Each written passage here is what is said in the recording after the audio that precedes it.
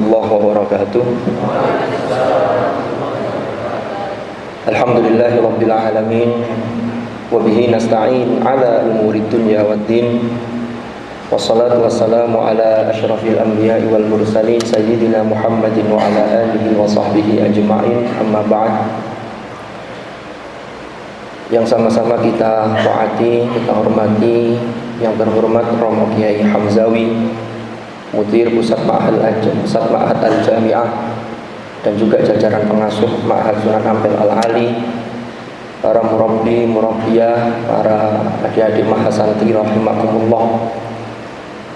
Alhamdulillahirabbil alamin. Malam hari ini kita masuk ke malam yang ke-7 insyaallah. Berarti kita sudah melaksanakan puasa Ramadan 6 hari.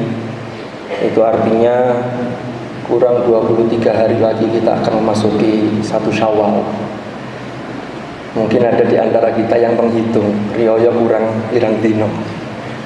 Ala kulli hal, mudah-mudahan ibadah-ibadah yang kita lakukan, puasa yang kita lakukan, dan ibadah-ibadah yang menjadi perangkat yang lain yang pelengkap puasa ini semua diterima oleh Allah Subhanahu wa ta'ala. Para hadirin dan hadirat rahimakumullah, Profesor Dr. Wahba Az-Zuhaili dalam kitab fikih beliau Al-Fiqhul Islami wa Adillatuhu, di dalam menjelaskan tentang as-shaum wa sunanuhu wa adabuhu, yaitu yang terkait dengan sunnah-sunnah puasa dan juga adab-adab di dalam puasa. Di poin yang nomor 10 beliau menulis al-ishtighalu bil ilmi wa tilawatil qur'ani wa mudarasatihi,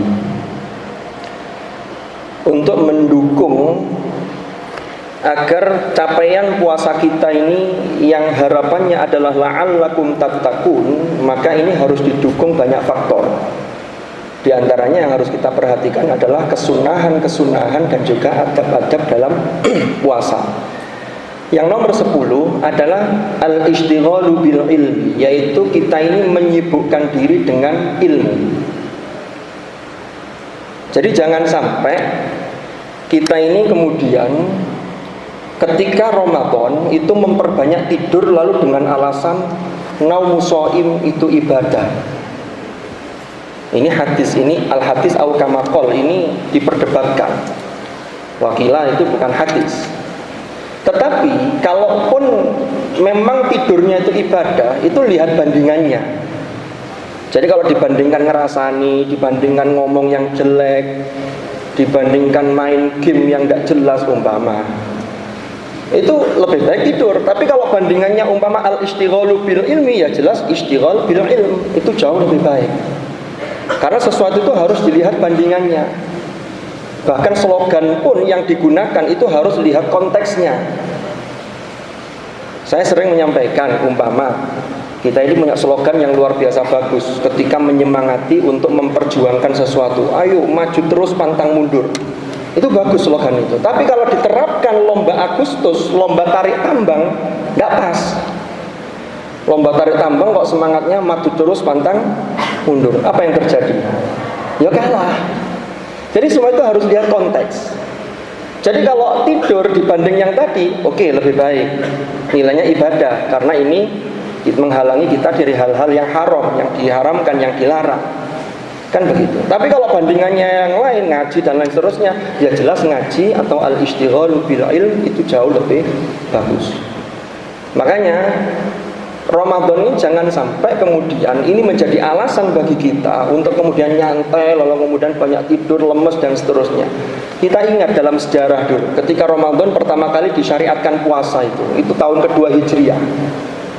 Puasa syariatnya datang di bulan Sya'ban, lalu Ramadan tahun 2 Hijriah terjadi perang Badar Kubro yang luar biasa.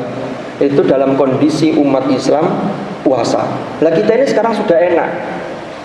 Jadi fasilitas sudah ada, tinggal bagaimana kita mau atau tidak untuk menggunakan fasilitas-fasilitas itu untuk hal-hal yang positif, menambah keilmuan kita.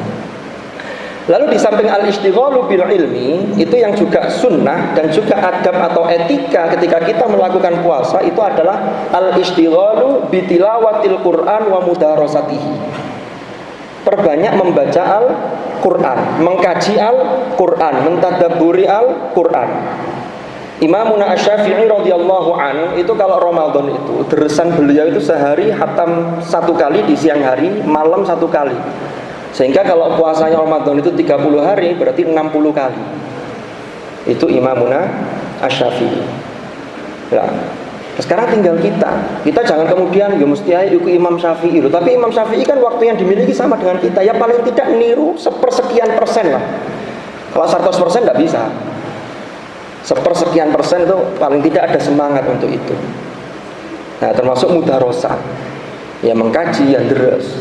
Karena berdasarkan hadis yang juga dikutip oleh Profesor Wahba Az-Zuhaili dalam kitab Al-Fiqhul Islami wa Adillatuhu itu, hadis Rasulullah yang di sana dinyatakan kana Jibril yalqan Nabiyya sallallahu alaihi wasallam fi kulli lailatin min Ramadhana fayudarisuhul Qur'an. Jadi malaikat Jibril itu mendatangi Nabi, menemui Nabi Muhammad sallallahu alaihi wasallam itu setiap malam di bulan suci Ramadan. Untuk apa?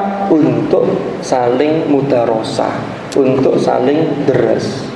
Ini beliau lakukan sampai fase terakhir ketika wahyu ini sudah turun semuanya, itu yang kemudian disebut dengan al-urdah al-akhirah. Jadi fase terakhir ketika Rasulullah di bulan Ramadan itu. Yang kemudian deresannya Nabi dengan Jibril itulah yang oleh para ulama dikatakan ini yang kemudian disampaikan kepada para sahabat, yang itu menjadi tartibul mushaf seperti yang kita lihat hari ini. Karena tartibul nuzul beda dengan tartibul mushaf, sehingga urutan surat-surat dalam Al-Quran itu sebagaimana yang dipraktekkan oleh baginda Rasulullah ketika deresan dengan malaikat Jibril, khususnya ketika al-urdah al-akhirah. Maka dari itu ini mengajarkan kepada kita bahwa mari saya mengingatkan pada diri saya dan juga semuanya pada para adik-adik mahasantri, kita ini sregep. Jadi kalau masih di ma'had kok banyakan tidurnya, ini kalau pulang nanti setelah muwada'ah ini alamat sudah.